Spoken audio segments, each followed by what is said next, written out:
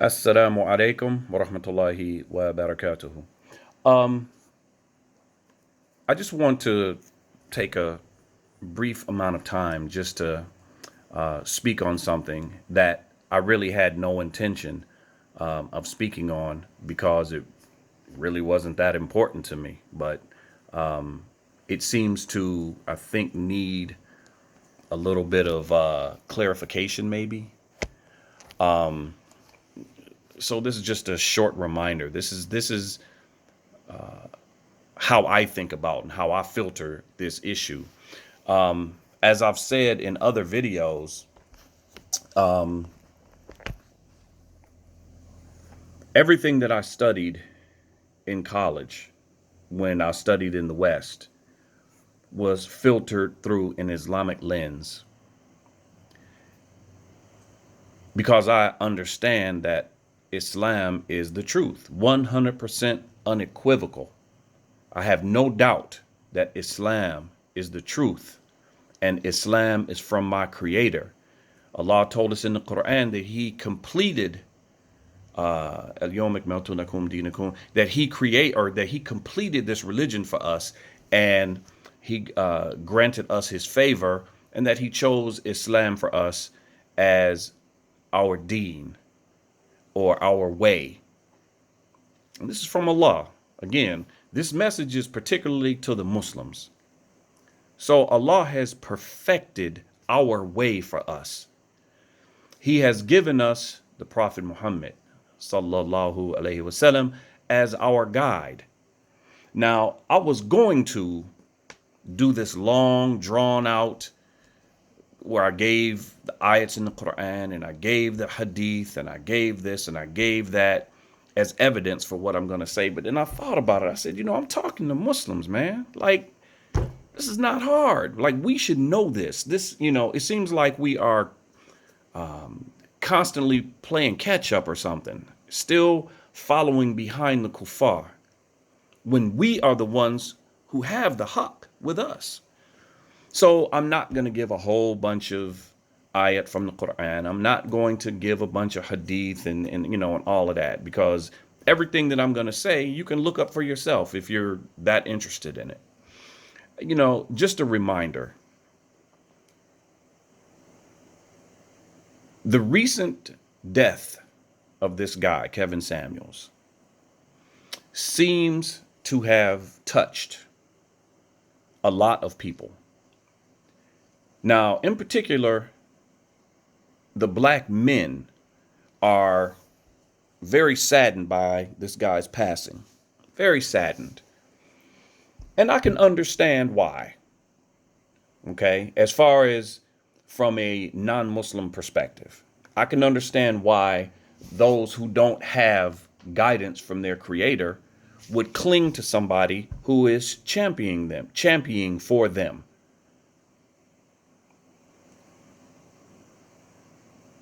But I don't understand that for the Muslim. Like, I don't understand why we were saddened or why we were so passionate about the passing of this guy, this Kevin Samuels. Now, admittedly, I'm not a fan of his. Have I seen his videos? Yeah, I've seen them. I've had people inbox me certain videos or certain topics that he was talking about. And without doubt, there are times that he spoke truth. Some of his critique in reference to the dynamic between black men and black women, sometimes he hit the nail on the head, no doubt. But we as Muslims understand that our actions are judged by our intentions. So each man will have that which he intended. This is from a hadith, and you can find it in Sahih Bukhari and Sahih Muslim. I'm going to come back to the intention here in a second. I look at how he conducted himself in some of his videos, how he delivered his message. His message at times seemed to be laced with antipathy and vitriol. It seemed to be harsh and mean at times. We as Muslims, when we give da'wah or we give a nasiha, we give advice, we give it for the purpose of rectification. The Prophet Muhammad sallallahu alaihi wasallam used to give a nasiha, and he gave it with love. He gave it with ease. He gave it with gentleness because he wanted rectification.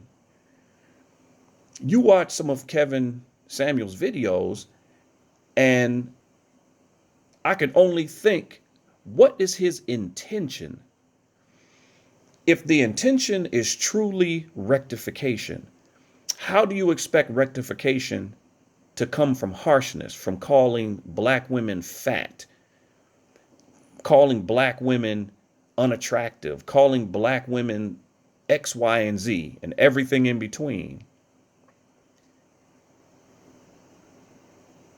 I don't understand, or I question the intention. When we look at the bigger picture, who benefits the most from dividing and conquering? From a people being divided and conquered. Do we as black people benefit from being divided and conquered? Because understand, as a race, we are not moving forward without each other. Black women, I don't care how many degrees you have. I don't care how much, whatever you have. You're not going anywhere without black men. Black men, you are not going anywhere without black women. I'm talking as a race, as a collective, because if you look at how Asians move, you don't see them disparaging the women. You don't really see the men disparaging the women disparaging the men, and I'm sure amongst themselves as a group, they have their own issues. No group is perfect. So, if you look at the Hispanic community, the Asian community, the white community, whatever community you want to, there are issues. But our issues get aired out, and we are attaching ourselves to someone who ostensibly seem to not necessarily have the best interest of the whole at heart. Because if you are name calling, insulting, and all of these things, how do you expect rectification to come from that? What is the purpose for the videos that he made? Was it just to make black men feel better? I mean, even if the issue is, I want to make black men feel better, do you have to be insultive? In the meantime, again, our example, Allah tells us in the Qur'an that the best example is Prophet Muhammad sallallahu alaihi wasallam. Would he give nasiha like this? Would he call the women fat and ugly and stupid and unattractive and all the, and I'm not saying that maybe for some of those individual women, it may be true. We do have issues with obesity in our community. We do have issues with all kinds of different things. My point is the delivery. What's the delivery? Abdullah ibn Mubarak, he said, I studied adab for 30 years, and then I studied knowledge for 20 years. So adab came before knowledge.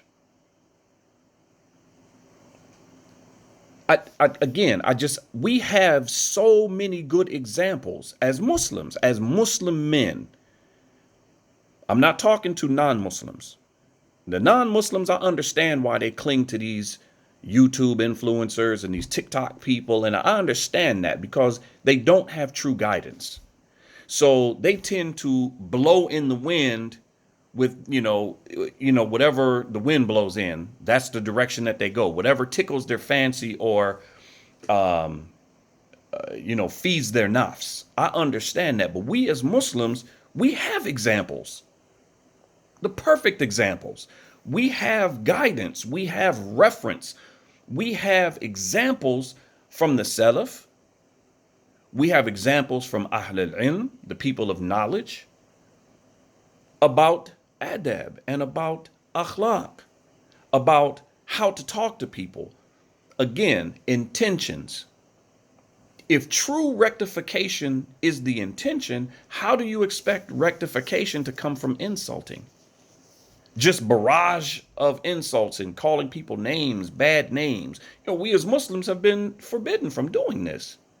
So how is it or why when this man passes away, the Muslims are shedding tears and the Muslims are, heartbroken and making videos to, elevate this man and raise him up and speak so well of him. And when we have our Prophet Muhammad sallallahu alaihi wasallam. The African American situation is unique. It's unique. We have in our African American du'at, meaning those who have traversed the academic or the Islamic academic experience and came out of the other end successful. They completed a degree in an Islamic university. They completed a program in a village with a sheikh, completed it, who are African American, who are from our community, who understand the nuances and the levels and the layers and the history of our people.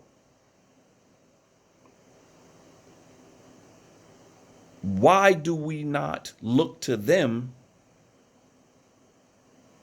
to speak on and elucidate and clarify for us as a people how to fix our situations? Why don't we look to them?